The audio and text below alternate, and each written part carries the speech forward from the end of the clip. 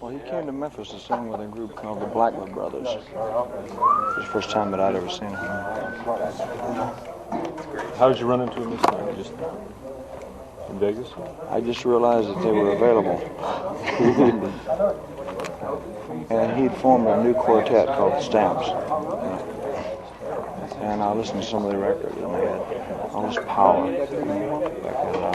He made the Stamps. He brought them together. He put them together. One of them's his nephew, and one's his son-in-law. The other two, I don't know where they came from. But each one of the guys individually are good, as you can see. I've noticed. They all have good.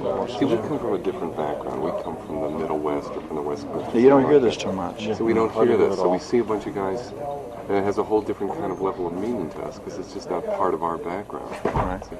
But like everybody comes from the same background, or is that's as much to you guys as it is to a kid in California growing up and surfing or Little League baseball. It's kind of like roots. We grew up with it, from the time I can remember, like 2 years old. I grew up with this because my folks took me there, and then when I got old enough, I started to sing in church. And That's how you got into singing? Well, it's one of the ways. One of the ways. Yeah. But I liked all type of music. When I was in high school, I had records by Mario Lanza and the Metropolitan Opera. I loved music. The Spanish, I like the Mexican flavored songs. But this is so music different. But this thing here, the gospel thing is just. Excuse me. The gospel is really what we grew up with, more than anything else. It shows in the music too, because there's a kind of if you've seen Baptist choirs, there's a kind of intensity about it. And it's the same kind of intensity, electricity that you have on stage. And there it comes out of almost every song. It's a kind of a soul. Like it comes from way deep inside. It's inside. It just isn't singing notes. It's singing something that seems to come from very deep inside of you. And at certain times you push out, pull in. Just a part of it. You don't really think about it. When I was in France about 3 or 4 years ago, and I was doing a film on Jean-Claude Keeley, and I asked him just offhand who's his favorite singer, and he said, Elvis Presley. He's my man. Oh, really? He's my man. He said. Well, he's my favorite skier. And I asked him why. That's nice. And he said, but he did this whole thing. He says he has soul. It's hard for an American to talk to a Frenchman and understand that he understands soul better than you do. But he really does. He says he sings, from in here. And that was his way of describing. He had a very limited English at the time. It's fantastic. Yeah. Joe, you gonna pick up the music? No, but this. Can I wrap it up? Yeah. Okay. Oh, this is very. All right, boys, put it away. This is very basic. When we get through with our work, what we have to do, we usually wind up doing this. And you're doing it because you want to do it. We do it because we want to do it. In Las Vegas, after he's done 2 shows, everybody's tired. They're up in the suite singing all night till like 6, 7. We'll do 2 shows a lot of times, and we'll go upstairs and sing until daylight.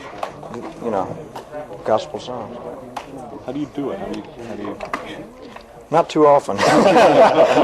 When you're working every night there. I mean, what does it do for you? I mean, to get into this, is it like I think it more or less puts your mind at ease. It does mine. Because you've been really concentrating and everybody's been working out. So these things we know. It's like old friends. Right. And it puts your mind at It takes you down and just levels takes you things down off. to a level. Otherwise, you'd go out of here and you couldn't sleep for, There's nothing wrong with it, but like if you ended on a real fast up-tempo song or something, we leave the studio, nobody can sleep for hours. You're right though. When you leave the stage like a place like Vegas, you're really up. You're really, Sure. really flying. It takes at least 4 or 5 hours to even begin to unwind. And we usually wind up, doing this type of stuff.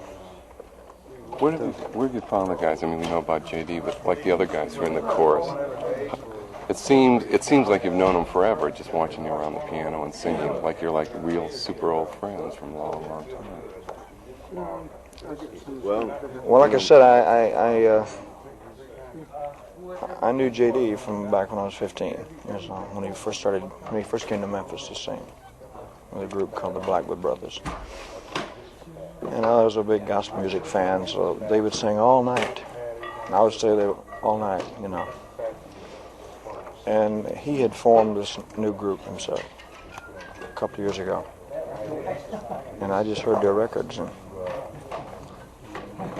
put them together with the inspirations and everything else that we had. Looked in the gutter in there. Looked in the gutter, man, and dug them out. And all of that's going on the stage. It's really. But then when you put it all together,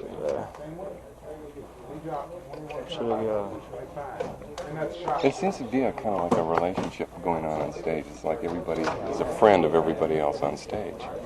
And that's something very rare, because we've seen a lot of groups perform and don't get that kind of feeling. Well, I think it's because we enjoy it, and we constantly enjoy it, which means that we do 2 shows a night for 5 weeks, but we never let it get old. Every song is like we do it for the first time, and that's one of the secrets, So like it's not a planned thing. You don't do the same songs, the same sequence. Not necessarily. Yeah, we can change them around, but even if we do the same songs, It's not the. they're new, and the sound is the feeling is there every time. It's a different feeling each time, right? It's a good feeling. We never let it down, because there's a new audience out there. Plus, we enjoy what we're doing. Well, Elvis communicates with us, really. I mean, you really do from the stage. I've sung with other people, but he has some way of keeping you interested and communicate between you and him. And, I'm not going to tell you how at times. You aren't going to tell us the secrets? Well, hell, we'll get out. Things that go on behind my back and things. No. But we will. We'll keep it interesting somehow. 5 weeks, man. Oh, shut up. The last show was the first one. Yeah. At the end of the 5 weeks, it was, it went by like that, and it seemed like a day. Well, see, I don't know. For instance, this evening, I know you were running just through everything just for us, for the cameras, what have you. Which would seem like if you did the reverse on us and said, well, guys, just walk around with your cameras like you normally do in the concert, it would be a drag to us, because it would be hard for us to get up to that level. But what's hard for us to figure out is that you can turn it on here just like you do on the stage. Well, what's interesting about music and about all the people here, they find new sounds, and they do things differently themselves. So it's like a new experience every day. The guy on the guitar will find a new lick, or the guy on the piano will find something, or the voices will add something, And I hear all this, and it inspires me. Because we watch, it's new for us. We're watching things like you and the lead guitarist kind of looking, the looks that go back and forth, and we're lining up shots. There's really something going on, some sort of magic. We know already the game that goes on with Charlie Hodges and the kidding, the back and forth, and that's part of it too. So there's a kind of thing going on there. There's something going on there. I notice when your eye goes over to JD when the chorus comes in, each one of them is like a little turn on. It's like a conversation that goes on each one, but there's surprises. It's like in a it. feedback. It's a back and forth, back and you're and forth. turning each other on. Well, that's what I mean. It never ceases. It goes on. And that's what we're looking for in the film. That's what the film has to explore totally. It's that whole electricity, that's just kind of circulating back and forth. I hope you find it. Hey, it's not. Well, we have to tell you, we looked and it wasn't there. Thanks. So we're wrapping.